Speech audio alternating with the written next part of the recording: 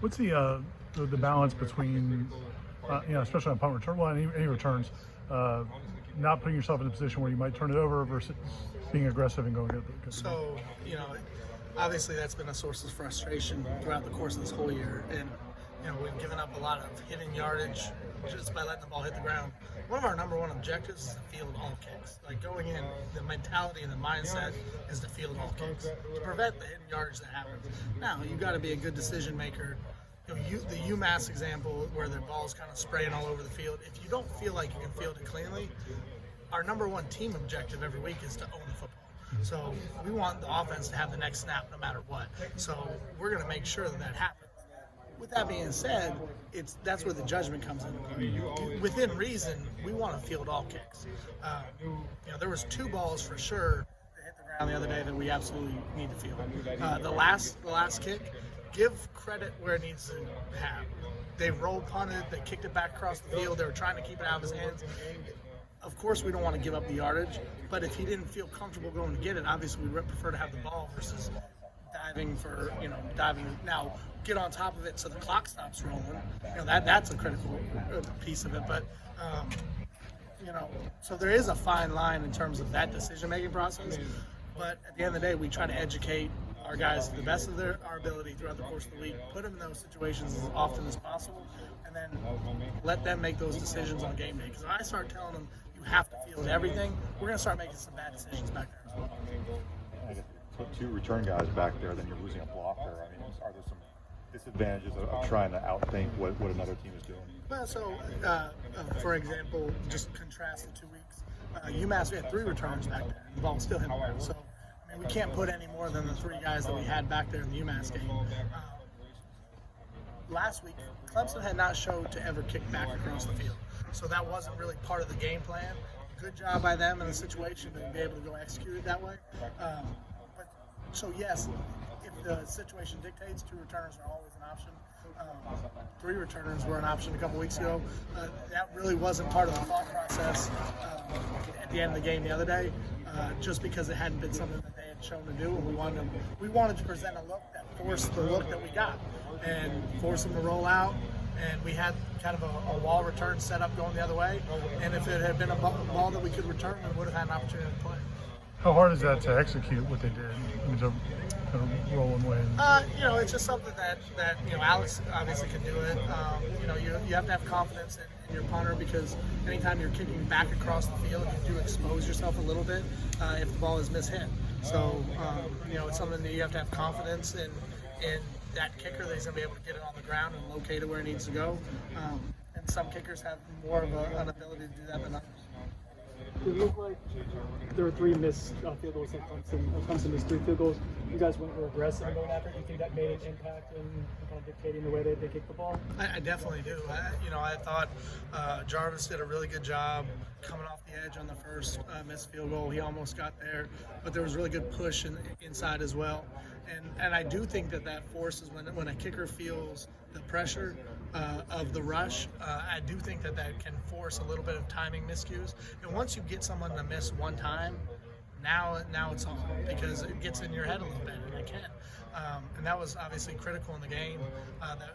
That was 9 points taken off the board. That I think was a direct credit to an early rush. On a great job by Jarvis, but really good job of guys pushing in the middle. On the last punt return, I'm sure there's pros and cons to every decision. Was there ever a conversation about sending 10 guys and being aggressive rather than returning it in that regard? Well, so you're kind of playing there was that conversation, but you're kind of playing the game with them, so what is their thought process? How are they going to approach it? And my thought is they're going to roll out punt, which is what they did. And that's their most max protection. They're going to have 3 shield guys in front of the punter, and he's not going to gain any ground towards the line of scrimmage. He's just going to work for width. And in that situation, I didn't think that we had a better opportunity to set up a return off a block look as opposed to come with an all-out block, because I didn't think operationally they're being coached too. The punter's being, hey, get rid of the ball as quick as you can. And if they're not in a normal operation, that situation I think would be hard to block. And what happened on the blocked extra point? Pressure up the middle. The ball is a little bit hard to tell just just because of where it got blocked, if the trajectory was as good as it should have been. It might have been a little bit low, but they did come up the middle, very close in terms of the integrity of how the rule is called, because it was almost over the long snapper. We turned that play in. Well, I haven't got a response. I'll leave that alone. But that is where your softest is over the long snapper, because he's not the one. Usually he's protected. So and that's where it came. The play that Jermaine had to get around the edge and just the wherewithal to find the ball, is that something you guys are expecting of him? Just seeing him in practice, consistently doing those kind of things. Nothing he does game in, game out is a surprise, because he does the way in which he approaches practice. The other cool thing about that is, and I think you guys see it, I think you're in here for the part of practice, we do that turnover takeaway circuit to start every practice. And one of the drills once a week is front side of the quarterback getting the ball out. The second part of the drill with Coach Woodson is the scoop and score part of it. And he was able to kind of piece all the drill work together. And anytime something like that happens, that also gives great validity for what you're doing in practice, and it creates better buy-in for all the other guys. Because they're like, see, this drill that we're working over here with the strip, recovery, scoop and score, that's all applicable. And obviously a critical part in the game, and a really good player making a really big play in a really big situation. You and Coach Norvell both at your previous schools have always had so much success on special teams. So obviously this is disappointing, but have you had experiences like this where things just didn't? It seems like one thing after another is just gone wrong sometimes, even if you're prepared for it. Have you gone through something like this before? And what's the key to get out of it? I've had some times in my career, as a position coach, defense coordinator, special teams coordinator, where you feel like you're doing everything you can to prepare the right way, and for whatever reason, things are popping up, like you said, different things.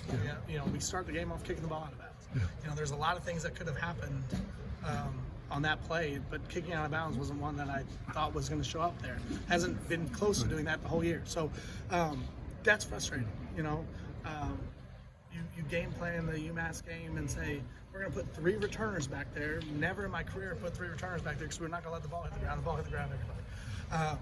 And we fumble the opening kickoff return against UMass. Like things, it's not always the same thing, but a lot when you look at it from I always look at it like this. After the fact, if I had it all to do over again, what would I do differently in that given situation in the week of preparation? And if I can look at the week, because believe me, no matter what is said by anybody, I'm my biggest critic. I always will be. And if I can look at it at the end of the week and say, I don't know that I would have done X, Y, and Z different, then you learn from mistakes and you move on. If you look at it and say, you know what, I really screwed that up, then you've got to figure out and do some soul searching why that happened. But most of the things that have showed up from a special team standpoint, I felt really good about throughout the course of the week. That haven't played out in the game at times. Some of it's physical execution, and you do your best to try to prepare guys to go out there and perform at a high level, because that's what this game is about from a coaching standpoint. Trying to put your guys in the best position to be successful as often as they possibly can, and it's kind of like your own kids, and then at some point you got to let them go and go do their thing, and hope that the lessons that you taught throughout the course of the week have prepared them to be successful on Saturdays. Against UMass, Marcus comes off the bench, has a sack and a half. This past week, Derek and Quayshawn both made some impactful plays. To get those guys in the mix during this final stretch, I guess how essential is that going to be for you guys for them to continue that? To play at a high level on the defensive front, you need to play multiple guys. And we're fortunate to have kind of a group that I feel good that from week to week we can create some opportunities for them to go and play. Quayshawn played 12 plays, and you felt his impact in the game. Derek played primarily on third down, and I thought he did some really good things when he was in there on third down. Cush didn't play as much this week, but I thought the matchup kind of suited a little bit more for Derek and Clay. And I thought they were able to take some quality reps in the second half, to take some things off Jermaine and Kier, and give us a chance to have the guy, our starting guys on the field at the end of the game when we need it. I want to ask one more question about defense. Coach Fuller yesterday said, even though the defense was put in some tough situations, like even at the end of the game with the penalties, the job is to win the game, to finish the game. Like, is that a mentality, or is that just being able to? Is the next step just handling execution in those moments? Well, I think from a coaching perspective, you want it to translate to the players, and from like just a competitive team aspect, if you're in position to do a job, it doesn't, all the circumstances that kind of are around it are irrelevant. The bottom line was, as well as I feel like we played for most of the game defensively, we had a lead with 3.5 minutes to go in the game. And if you had told me going in, you got the lead with 3.5 minutes to go get a stop, I don't care what the circumstance would have been. We got to go get the stop. And, you know, there were a couple penalties that came up. Okay, so what? We got to go get a stop. And we didn't do that. And, you know, that part is disappointing because we had the opportunity to go out and win the game defensively, and it didn't happen. So, you know, we don't ever look at it, well, they would have done this or if he would have done that, because you control what you can control. And for us, we look at it that you got the lead, you go on the field defensively, you go win the game. That's it.